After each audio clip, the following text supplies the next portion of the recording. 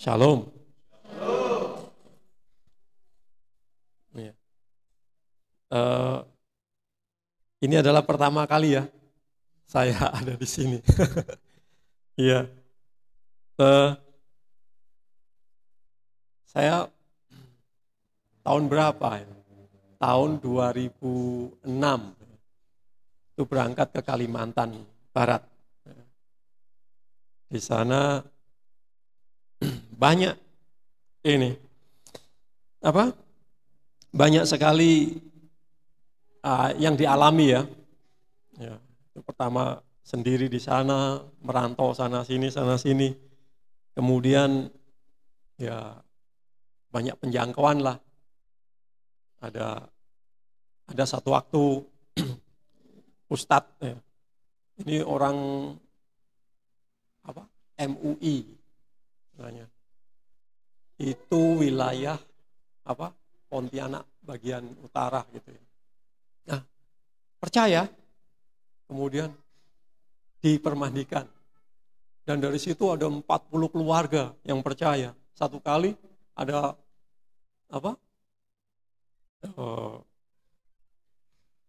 kelompok sel gitu ya.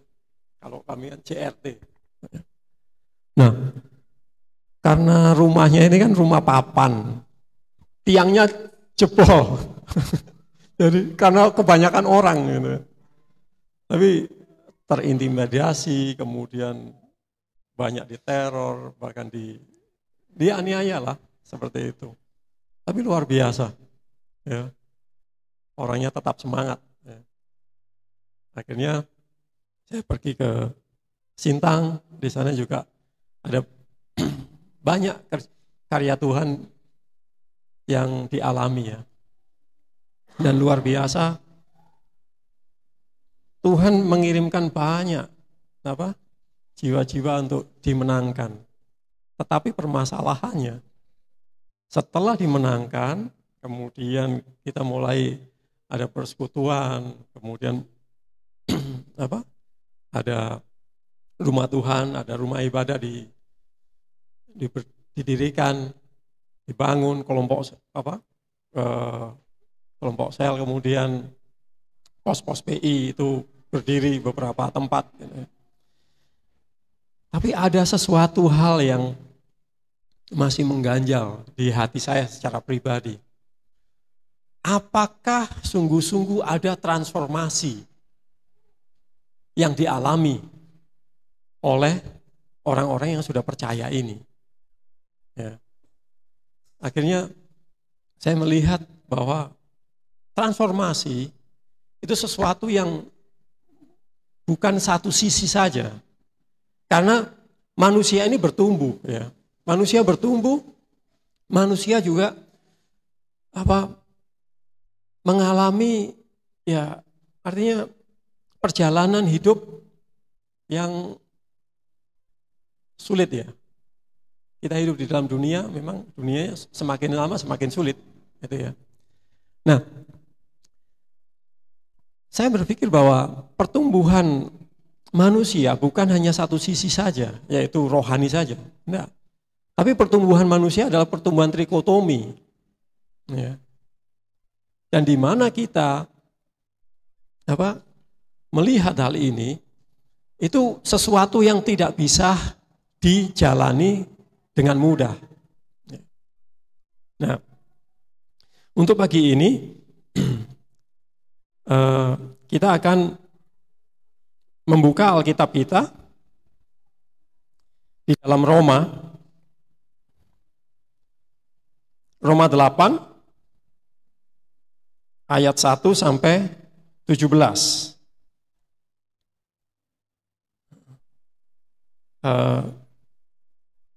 Saya minta tolong kesediaannya untuk seseorang bisa membacakan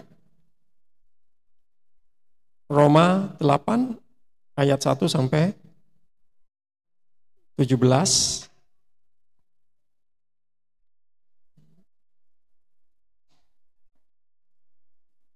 Minta tolong seseorang membacakannya untuk kita semua.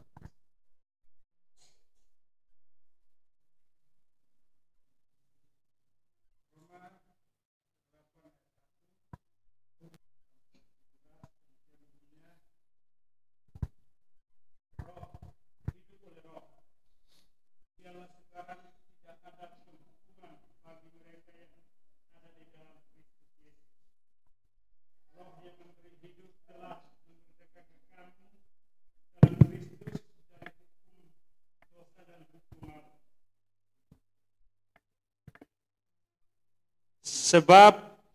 Sebab apa yang tidak mungkin dilakukan hukum Taurat karena tak berdaya oleh daging, telah dilakukan oleh Allah dengan jalan mengutus anaknya sendiri dalam daging yang serupa dengan daging yang dikuasai oleh dosa, karena dosa. Ia telah menjatuhkan hukuman atas dosa di dalam daging, supaya tuntutan hukum Taurat digenapi di dalam kita yang tidak hidup menurut daging, tetapi menurut roh. Sebab mereka yang hidup menurut daging memikirkan hal-hal yang dari daging. Mereka yang hidup menurut roh memikirkan hal-hal yang dari roh. Karena keinginan daging adalah maut, tetapi keinginan roh adalah hidup dan damai sejahtera. Sebab keinginan daging adalah perseteruan terhadap roh, karena ia tidak takluk kepada hukum Allah. Hal ini memang tidak mungkin baginya. Mereka yang hidup dalam daging tidak mungkin berkenan kepada Allah.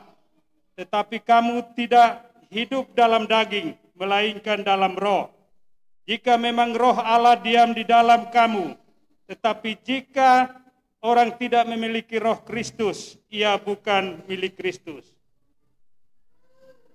Tetapi jika Kristus ada di dalam kamu, maka tubuh memang mati karena dosa, tetapi roh adalah hidup oleh karena kebenaran. Dan jika roh Dia yang telah membangkitkan Yesus dari antara orang mati diam di dalam kamu, maka Ia yang telah membangkitkan Yesus membangkitkan Kristus Yesus dari antara orang mati akan menghidupkan juga tubuhmu yang fana itu oleh rohnya yang diam di dalam kamu. Jadi saudara-saudara, kita adalah orang berutang, tetapi bukan kepada daging, supaya hidup menurut daging. Sebab jika kamu hidup menurut daging, kamu akan mati. Tetapi jika oleh roh kamu mematikan perbuatan-perbuatan tubuhmu, kamu akan hidup. Semua orang yang dipimpin oleh roh Allah adalah anak Allah. Sebab kamu tidak menerima roh perbudakan yang membuat kamu menjadi takut lagi. Tetapi kamu telah menerima roh yang menjadikan kamu anak Allah. Oleh roh itu kita berseru, Ya Aba, Ya Bapa. Roh itu bersaksi bersama-sama dengan roh kita bahwa kita adalah anak-anak Allah. Dan jika kita adalah anak, maka kita juga adalah ahli waris. Maksudnya orang-orang yang berhak menerima janji-janji Allah, yang akan menerima bersama-sama dengan Kristus, yaitu jika kita menderita bersama-sama dengan Dia, supaya kita juga dipermuliakan bersama-sama dengan Dia. Amin. Amin.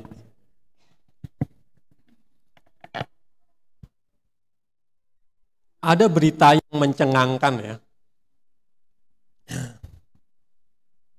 1 minggu yang lalu mungkin saya baca berita itu. Data yang menyatakan bahwa usia remaja sampai menginjak ke dewasa di Amerika, orang-orangnya berjumlah 1,6 juta pemuda itu melakukan transgender. Jadi itu hal yang mencengangkan.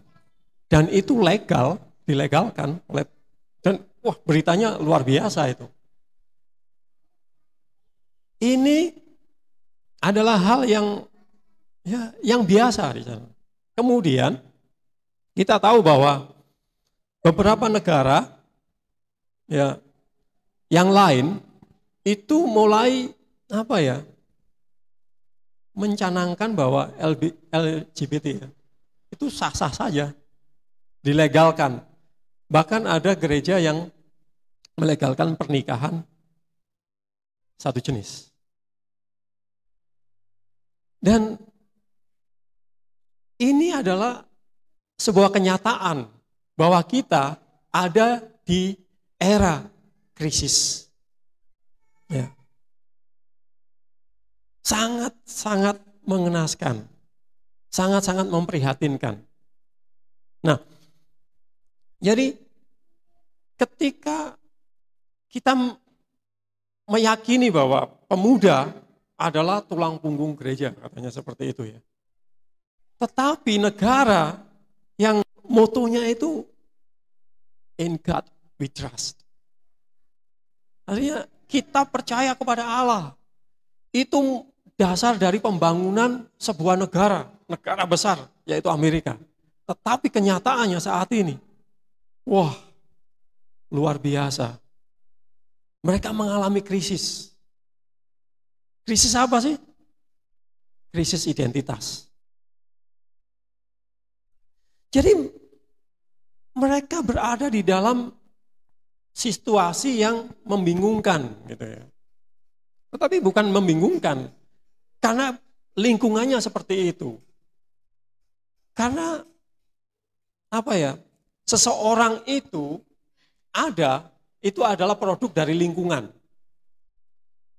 Contohnya, ya, kalau kita dengar, orang Indonesia Timur, orang Indonesia Tengah, orang Indonesia Barat, orang Jawa, orang Kalimantan, orang Sumatera. Nah, itu wataknya seperti apa? Pasti itu kita lihat, wah ini orang keras, ini orang lembut. Nah, itu tidak lepas dari mana dia asalnya. Jadi ketika kita berbicara tentang karakter atau kepribadian seseorang, itu tak lepas dari lingkungannya, di mana dia dibentuk. Karena lingkungan itu membentuk pribadi seseorang. Dan ketika lingkungan ini pembentukannya adalah sesuatu yang salah, itu dijadikan benar, pada akhirnya itu merupakan kebenaran bagi wilayah itu. Jadi ini adalah sesuatu yang luar biasa, ya, bahwa terjadi krisis identitas. Mereka sudah tidak mengenal siapa diri mereka yang sesungguhnya. Mereka tidak mengenal siapa sesungguhnya mereka ini, dari mana mereka asalnya. Dan identitas itu kan berbicara tentang jati diri ya. Identitas, kalau di KBBI itu tentang jati diri. Jati diri itu apa? Siapa sesungguhnya kita? Siapa sesungguhnya manusia itu? Manusia itu adalah datangnya dari Allah tentunya. Gitu. Dia diciptakan segambar dan serupa dengan Allah, citranya Allah. Tetapi akhir-akhir ini kita bukan hanya mendengar tentang berita-berita yang seperti itu, seperti itu, tetapi juga di dalam setiap lini kehidupan itu terjadi krisis. Coba kita bayangkan di ranah kesehatan itu juga terjadi krisis. Krisisnya apa? Banyak pasien yang mengalami ketidakpercayaan krisis kepercayaan kepada dunia kesehatan. Kemudian dunia pendidikan. Dunia pendidikan juga mengalami hal yang demikian. Kalau seandainya dulu ya pendidikan itu sangat murah gitu ya. Kualitas pendidikan juga karena punya kualitas pengajar-pengajar yang luar biasa, dedikasinya luar biasa. Akhirnya pendidikannya juga baik. Tetapi sekarang untuk mendapatkan pendidikan yang bagus, ya tentunya harganya bagus, ya, uangnya harus bagus. Ya. Karena apa? Semuanya sekarang sudah dikomersilkan. Segala sesuatunya dikomersilkan.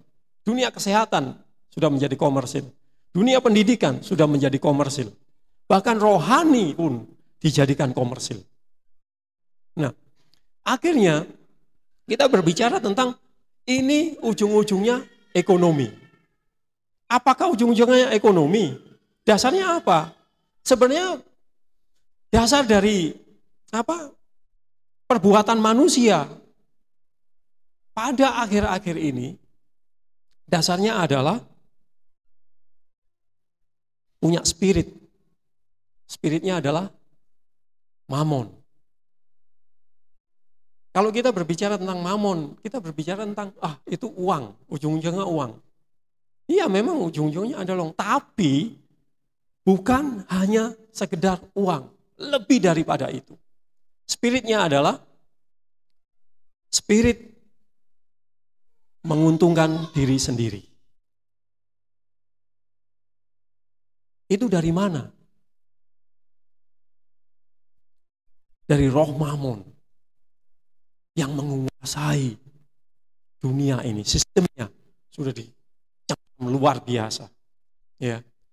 Sehingga ketika kita melihat hal ini, coba kita bayangkan tentang ini ya. Tentang krisis 98. Itu kan bicara tentang krisis moneter katanya seperti itu. Kemudian baru-baru ini krisis kelangkaan minyak goreng. Nah, banyak krisis yang terjadi, itu kita hanya melihat simptomnya saja. Krisis keuangan, krisis sembako, krisis bahan bakar, krisis energi.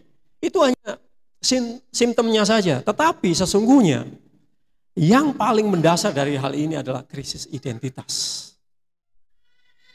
Contohnya, kita punya negara yang kaya luar biasa. Tetapi kenapa kondisinya negara ini semakin lama semakin menghadapi kesulitan? Karena orang-orang yang ada di dalamnya itu mengalami krisis identitas. Identitas sebagai orang Indonesia yang punya nilai-nilai Pancasila itu tidak diterapkan di dalam kehidupannya. Contohnya, orang yang berketuhanan tentunya orang yang akan melihat sesamanya di dalam kasih Tuhan yang dia percayai.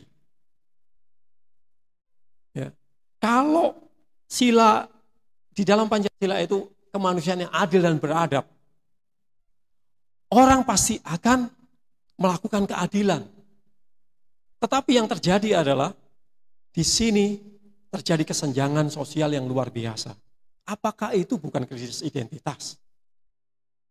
Identitas sebagai bangsa yang punya dasar Pancasila ini, itu sudah tidak dihiraukan lagi. Pancasila hanya sebagai hafalan di sekolah seperti itu. Tetapi penerapannya sangat nol. Akhirnya mengalami krisis identitas. Sehingga orang hanya mementingkan diri sendiri. Dia tidak melihat bangsanya. Dia tidak mementingkan bangsanya. Apakah di Indonesia saja? Enggak. di semuanya. Dan bahkan di dunia rohani pun itu terjadi. Dan banyak sekali ya fenomena-fenomena luar biasa. Saya sering didatangi oleh kawan. Ayo kita bisnis gereja. Bisnis gereja, apa maksudnya? Iya, kita bisnis gereja. Maksudnya ya, saya kan ada perusahaan nih. Saya punya karyawan, banyak yang Kristen. Kemudian kita bikin gereja. Saya tahu gaji mereka itu banyak, karena kan saya yang punya perusahaan. Saya yang gaji mereka. Nah, nanti kita dapat untung dari situ. Daripada uangnya lari kemana-mana, perpuluhannya datang aja ke kita lagi. Wah, lumayan. Jadi, kemudian saya tanya, benar kamu mau bisnis ini? Iya. Wah, berani kamu? Loh, siapa takut? Oh, berani menentang Tuhan. Jadi, berani memungkiri kekuatan ibadahmu. Kamu sudah ditebus. Kamu sudah dibayar lunas. Kemudian keselamatan itu kamu jual. Kamu jadikan bisnis yang luar biasa menguntungkan untuk diri kamu sendiri. Identitas kamu di mana ini? Siapa kamu sebenarnya? Jadi ketika kita berbicara tentang identitas itu adalah pada ranah spiritualitas. Kita berbicara tentang identitas, itu berarti kita berbicara tentang jati diri. Siapa sesungguhnya kita? Berasal dari mana kita? Kalau kita berbicara tentang orang Jawa, karena di dalam identitas ini, di dalam segi spiritualitas ini ada falsafah, ada filosofi di dalamnya. Jadi ketika kita berbicara tentang orang Jawa umpamanya, kan punya filsafah. Mangan, gak mangan, sing penting ngumpul. Maka di dalam diri orang Jawa, falsafahnya adalah bagaimana kebersamaan itu dijaga. Dari falsafah ini menghasilkan nilai kekerabatan yang tinggi. Ya. Kalau di Ambon itu pela gandong, nah, seperti itu. Kekerabatan, kesukuan yang luar biasa dijaga. Jadi identitas itu berbicara tentang dari mana kita asalnya. Kita berasal dari mana sih? Nah, di dalam firman Tuhan tadi, kita ini sudah diselamatkan. Dan keselamatan itu harus dikerjakan. Ketika kita sudah menerima kebenaran itu, kita dipimpin oleh Roh. Kita menerima Roh Allah. Dan ketika kita menerima Roh Allah, kita tentunya hidup sesuai dengan Roh itu, keinginan Roh itu. Ya. Jadi menurut keinginan Roh, bukan menurut keinginan daging. Sebelum kita percaya kepada Kristus, hidup kita tentunya berlawanan dengan Kristus. Hidup kita tentunya berlawanan dengan kehendak Allah. Tetapi di dalam Kristus, sekarang, ketika kita ditebus, dikuduskan, maka kita menjadi anak Allah tentunya. Dan roh kita bersama-sama dengan kita itu berseru, ya Allah, ya Bapa. Nah, ketika kita memanggil dia sebagai Bapa, artinya apa sih? Kita sebagai anak. Kata dasar anak itu memiliki arti bahwa dia tidak bisa melakukan segala sesuatu dari dirinya sendiri. Dan ketika kita mengakui bahwa kita ini adalah anak Allah, maka sesungguhnya kita percaya bahwa segala sesuatu yang kita lakukan tidak bisa kita lakukan dari diri kita sendiri. Tentunya segala sesuatu yang kita lakukan itu adalah atas perkenanan Allah. Tapi apa yang terjadi akhir-akhir ini? Banyak orang berkata bahwa saya orang Kristen, saya percaya kepada Allah. Tetapi kenyataan kehidupannya itu jauh dari yang dinamakan percaya. Apalagi sebagai anak. Nah, ketika seseorang memanggil Allah sebagai Bapa, dia mempercayai bahwa segala sesuatunya yang ada dalam dia bersumber dari Allah. Bapa itu punya dasar kata itu adalah sumber. Dia adalah asal dari apa yang ada. Allah adalah Bapa kita. Maka kita ini asalnya dari Bapa. Dunia ini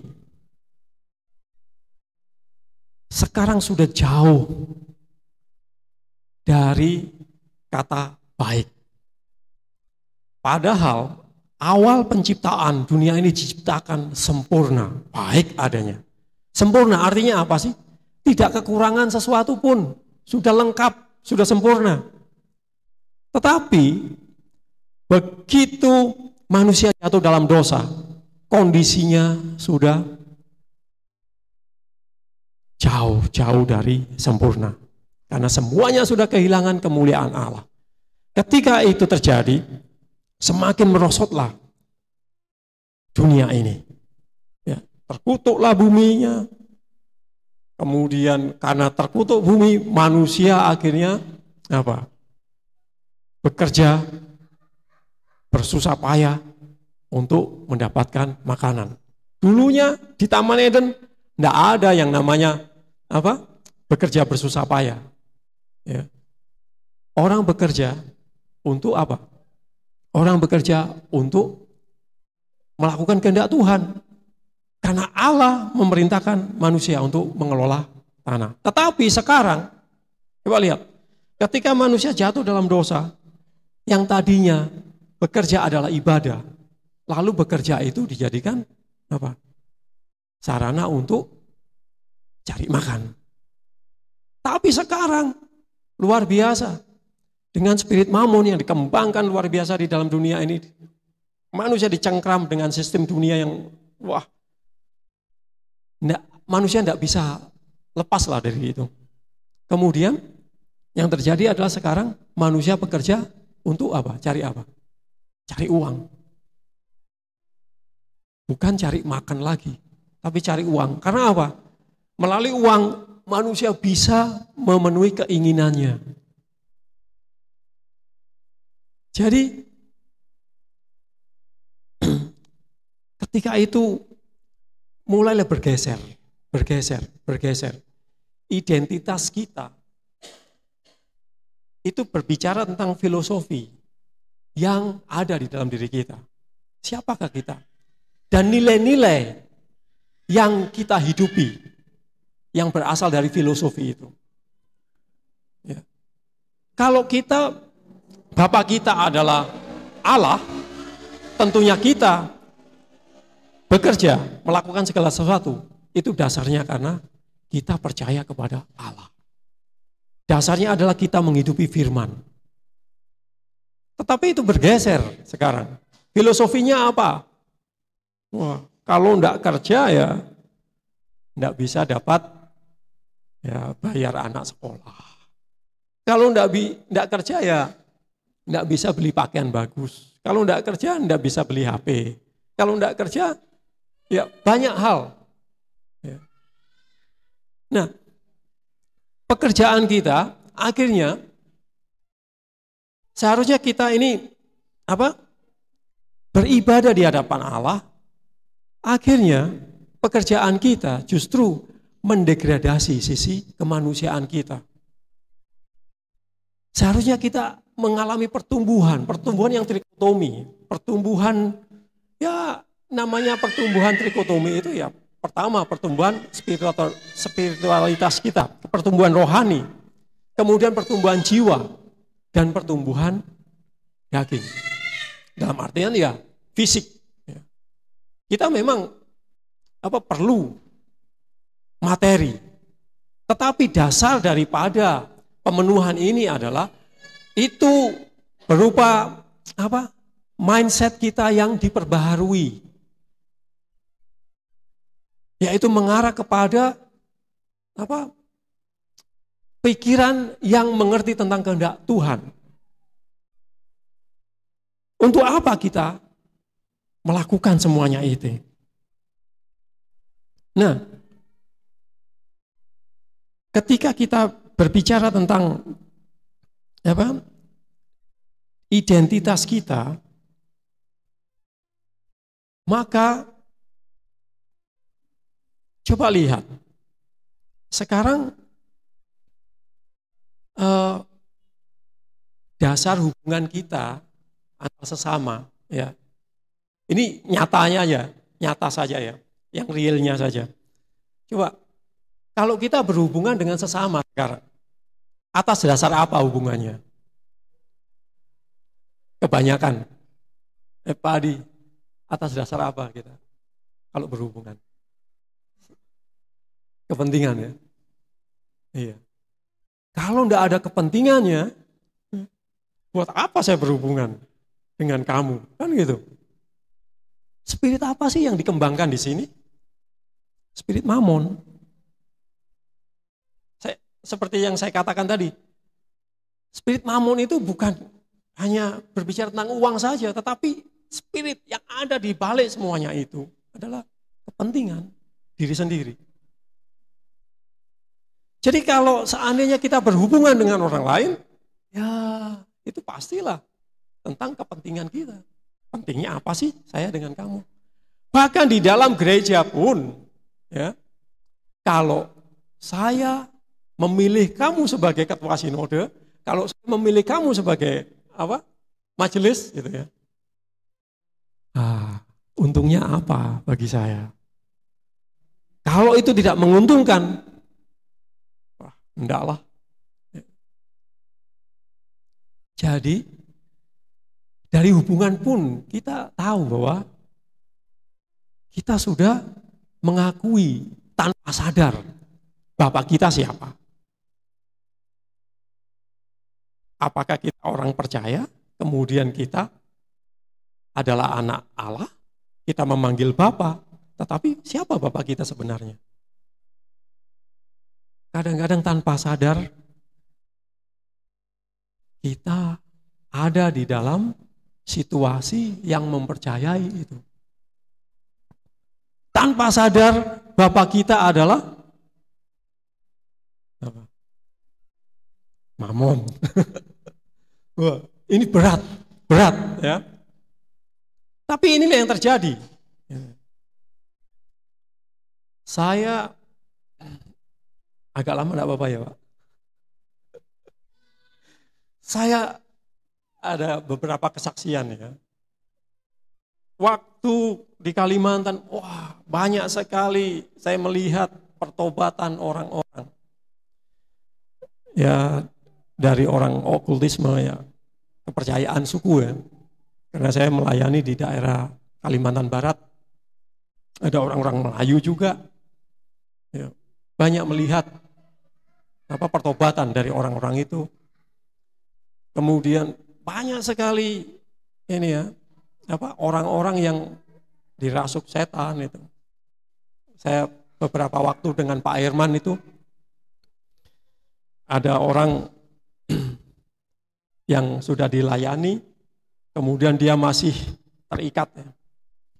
Kemudian pas Pak Herman datang di situ, Pak Herman cerita, tapi hati saya ini gelisah, karena saya lihat orang ini tidak beres.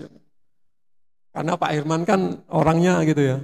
Wah, perhatian, cerita lama, kemudian diserahkan sama saya. Nah, sekarang diuking gitu kan. Pak, ini enggak usah dikasih cerita, ini langsung ditengking aja. Saya langsung berdoa, wah, muntah, hitam muntahnya, kemudian satu kaleng cat itu. Karena kawan saya langsung ambil ember cat itu. Muntah, ketakutan sama saya. Lihat, mungkin karena dia iblisnya banyak di situ. Jadi saya tangking langsung, dalam nama Yesus. Wow, langsung ketakutan. Kemudian setelah itu disembuhkan. Nah, kemudian saya bicara, udah, mulai saat ini kamu adalah anak Allah. Kamu sudah diselamatkan dan bagaimana kamu mengerjakan keselamatan itu. Ya. Nah, kalau kita berbicara tentang identitas, kita ini identitasnya apa sih? Anak Allah. Oke, anak Allah. Kalau seandainya orang yang dirasuk itu ya, itu jelas-jelas ya, dirasuk setan, itu dikuasai oleh setan, dia tidak sadar.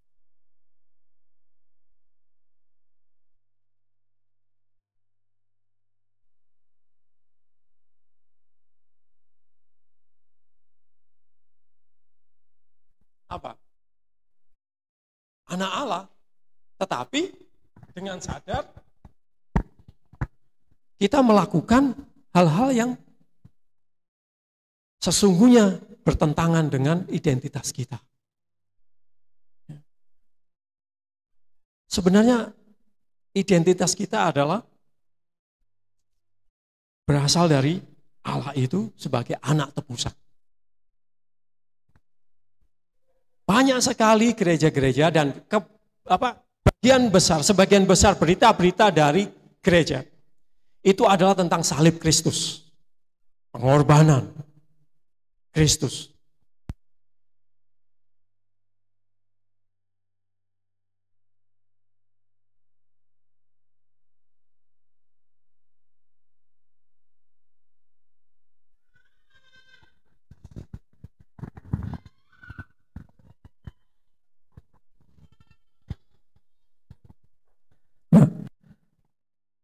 Sebagai anak tebusan, kita juga dibenarkan.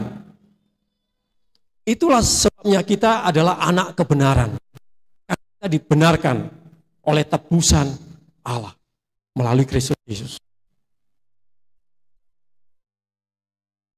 Tetapi sebagai anak kebenaran, apakah kita hidup di dalam kebenaran?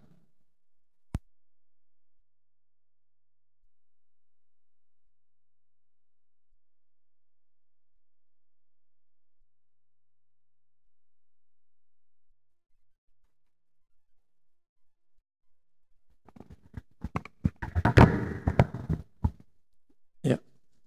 Banyak orang yang bercerita kepada saya, di gereja saya menerima firman, firmannya itu tentang kekudusan. Karena kita sebagai anak kebenaran yang sudah dikuduskan, ditebus, dikuduskan, untuk melakukan kebenaran, sehingga kita hidup di dalam kekudusan. Tetapi ketika itu mau dilakukan di dalam kehidupan sehari-hari, contohnya di dalam dunia kerja, bos saya, waduh, enggak jujur. Kemudian saya disuruh inilah mark up, istilahnya bikin bond. Kemudian ya itu kan korupsi, itu kan penipuan, itu kan ketidakjujuran. Nah, kalau saya enggak melakukan itu, saya dipecat. Lalu mau kerja apa saya? Kemudian hari Minggu saya ke gereja. Wah, berbicara tentang kebenaran. Gimana? Saya serba salah gitu. Kemudian saya ngomong, ya Inilah kondisinya. Bapak ingin hidup kudus. Tetapi Bapak bekerja di dalam sistem yang tidak kudus, tidak benar. Mau cari tempat lain, ya seperti itu juga. Bahkan di dalam dunia pendidikan juga seperti itu. Banyak korupsi yang luar biasa. PNS, saya punya kawan. Waduh, kawan-kawan datang langsung bawa uang. Ini, uang perjalanan dinas. Loh, saya enggak pergi kemana-mana. Sudah, tanda tangan aja. Wah, luar biasa. Mengeluh sampai menangis dia itu. Saya ingin hidup kudus, tetapi kondisinya seperti itu. Mau keluar, enggak ada kerjaan. Tapi bekerja, kondisinya seperti itu. Nah, bagaimana kita bisa hidup kudus? Bagaimana kita bisa hidup di dalam kebenaran?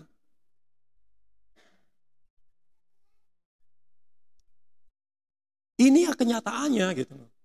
Kita hidup di dalam dunia, enggak bisa keluar dari kondisi seperti itu. Bahkan gereja enggak bisa mendatangkan solusi. Ketika orang datang, ya berdoa. Ya memang baik, berdoa itu adalah dasar dari segala sesuatu yang akan kita lakukan ya. Itu baik. Tetapi pengujian daripada kebenaran, akhir dari pengujiannya adalah firman Tuhan. Apakah kita selaras dengan firman? Hidup kita tidak selaras dengan firman ternyata. Kita berkata, ya Aba, ya Bapa. Kita sudah dimerdekakan. Dan kita hidup di dalam roh katanya. Tapi kenyataannya, mungkin enak Pak Adi kan. Apa? Juga Ibu hidup di dalam doa. Hidup di dalam apa? Ya sama saya, seperti saya. Cuma berdoa bisanya. Cuma berharap kepada Tuhan. Kapan ini berakhir? Tapi kenyataannya dunianya semakin bobrok. Nah, di sini gereja sudah saatnya membuka mata. Kalau gereja sebagai anak-anak kebenaran, seharusnya apa yang dilakukan? Gereja adalah tempat di mana orang-orang mendapat solusi dari segala apa yang menjadi masalah di dalam kehidupannya. Tetapi saat ini, itulah yang saya rasakan. Berapa ratus orang datang kepada Kristus. Tetapi setelah mereka ada di dalam Kristus, seakan-akan saya membuka pintu neraka untuk mereka.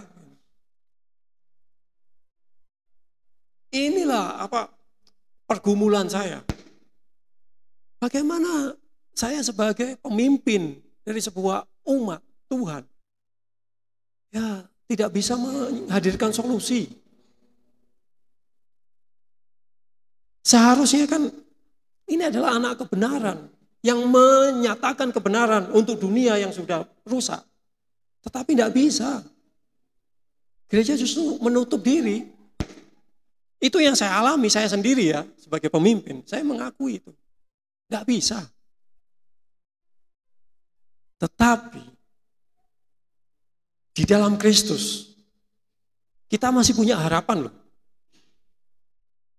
Masih punya harapan.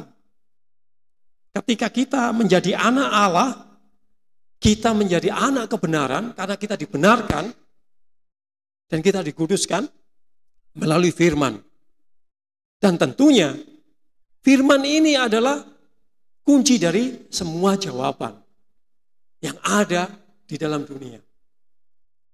Itulah sebabnya kita perlu suasana yang kondusif, lingkungan yang kondusif. Sehingga kita bisa menyatakan diri sebagai anak-anak kebenaran. Dan kita adalah anak-anak kerajaan. seorang anak itu akan bertumbuh. Tidak mungkin akan menjadi anak terus. Ya. Ketika kita belum dewasa, kita adalah anak ya. Tapi bukan anak gampangan loh ya. Anak gampangan. Lawan kata anak gampangan apa ya? Anak sungguhan. Anak kebenaran lah. Betul-betul kita menjadi anak kebenaran. Yang bisa melihat kenyataan, realnya di dalam kehidupan nyata kita. Bahwa dunia ini adalah rusak. Bagaimana kita bisa membangun sebuah lingkungan yang kondusif? Ini adalah tugas gereja sebenarnya. Gereja bukan hanya Pak Adi aja ya. Seluruhnya. Umat gereja tahu. Karena apa? Kita adalah anak-anak kerajaan. Kerajaan itu berbicara tentang ya pemerintahan. Allah mengirimkan Yesus. Pemberitaan Yesus di dalam pelayanan di bumi ini. Coba, berapa persen Yesus memberitakan salib? Dan berapa persen Yesus memberitakan kerajaan? Nah, kalau kita menyelidiki ya, berita itu ada sekitar 40 berapa perumpamaan ya. Kalau Matius, Markus, Lukas, Yohanes ada perumpamaan. Kalau digabungkan perumpamaan itu ada sekitar 44 mungkin. Seperti itu. Dan semuanya itu tentang kerajaan sorga. Itu berarti tentang pemerintahan Allah. Kalau kita adalah anak-anak kerajaan, tentunya sebuah kerajaan itu punya aturan. Di negara Indonesia punya aturan. Di kerajaan Allah tentunya ada aturannya. Aturan yang terutama adalah, ya kita tahu harus apa? Mengikuti peraturannya kerajaan itu, raja itu. Kerajaan tentunya ada rajanya. Siapa rajanya? Kristus.